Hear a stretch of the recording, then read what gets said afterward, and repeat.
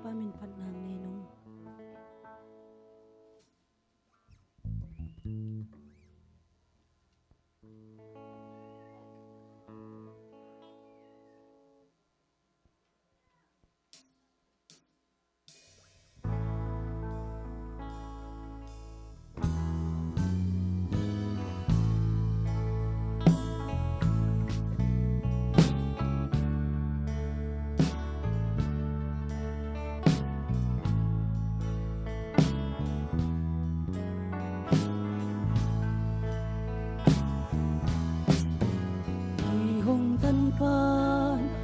hong chuang na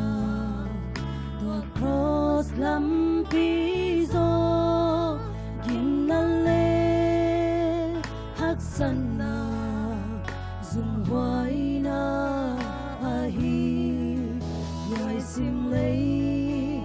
in te siam lo tua cross lam pi ben sim lei a di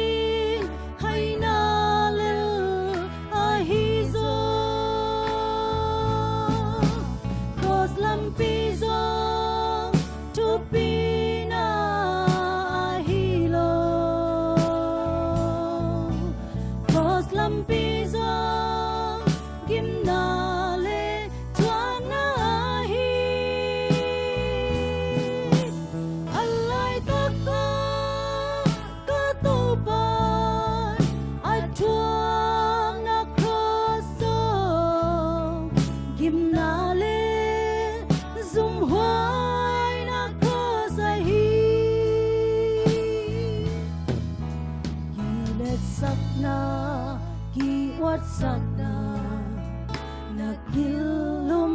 tamo cross lampi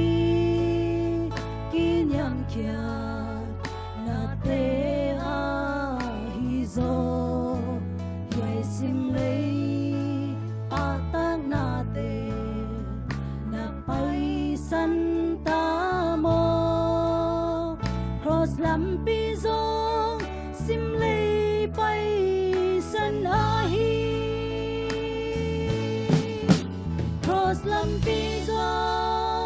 tu pina ahi lo cross lampi zo gim na le tuang na ahi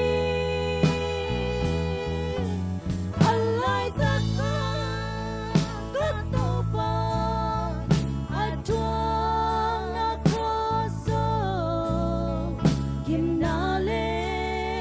zum hoai na cross ai hi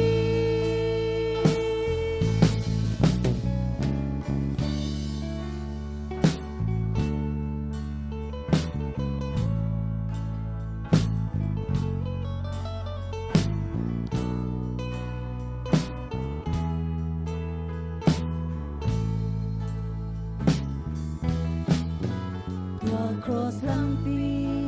ka zui jiang yi sim lei